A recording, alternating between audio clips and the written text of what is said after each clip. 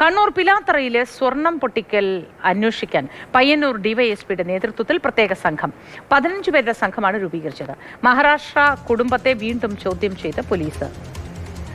രാഹുൽ വിവരങ്ങളുമായി ചേരുന്നുണ്ട്. രാഹുൽ, എന്താണ് ഈ വാർത്തയുമായി ബന്ധപ്പെട്ട കൂടുതൽ വിവരങ്ങൾ?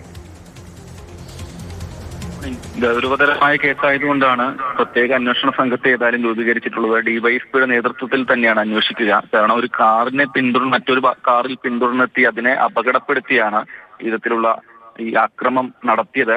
കാറിൽ ഉണ്ടായിരുന്നത് കുമാർ ജലീന്ദർ നിഗവും ഫാമിലിയുമാണ്. അതായത് പെരിന്തൽമണ്ണയിൽ സ്വർണ്ണക്കട നടത്തുന്ന ആളാണ് കുമാർ ജലീന്ദർ.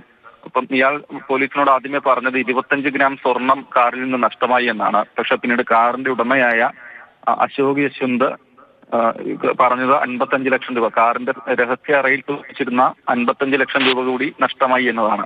അപ്പോൾ കണ്ണൂർ, മലപ്പുറം കേന്ദ്രീകരിച്ച് ഉള്ള സ്വർണം പൊട്ടിക്കൽ സംഘമാണ് ഇതിന് പിന്നിലെന്നാണ് പോലീസ് മനസ്സിലാക്കുന്നത്. അത്തരത്തിലുള്ള സംശയങ്ങളാണ് ഉള്ളത്.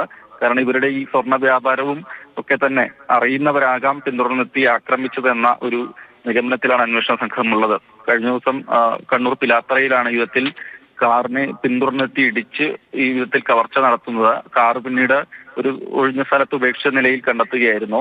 തുടർന്ന് പോലീസിൽ വിവരമറിയിക്കുകയും പോലീസ് അന്വേഷണം നടത്തുകയും ചെയ്തു. ഈ ചോദ്യം മൊഴിയെടുക്കുന്ന സമയത്തുണ്ടായ വൈരുദ്ധ്യങ്ങളും ഈ പ്രത്യേക അന്വേഷണ സംഘം രൂപീകരിക്കാനുള്ള കാരണമായിട്ടുണ്ട്. മുമ്പും പിലാത്തറയിൽ വിധത്തിലുള്ള സംഭവങ്ങൾ ഉണ്ടായി, ഈ സ്വർണം പൊട്ടിക്കൽ അക്രമമൊക്കെ ഉണ്ടായിട്ടുണ്ടോ എന്ന് നാട്ടുകാർ പരാതിപ്പെടുകയും ചെയ്യുന്നുണ്ട്. അപ്പോൾ അതിന്റെ ഒരു കേന്ദ്രമായി ഈ മേഖല മാറുന്നു എന്നൊരു സംശയം കൂടിയുണ്ട്. അപ്പം ഒരുപാട് CCTV ദൃശ്യങ്ങളും പോലീസ് ശേഖരിച്ച് പരിശോധിച്ചു വരുന്നുണ്ട്. ഏതായാലും കേസിന്റെ ഗൗരവം കൂടുതലാണെന്ന് മനസ്സിലാക്കിയ പശ്ചാത്തലത്തിലാണ് ഡിവൈഎസ്പിയുടെ നേതൃത്വത്തിൽ പ്രത്യേക സംഘത്തെ ഏതായാലും രൂപീകരിച്ചിട്ടുള്ളത്.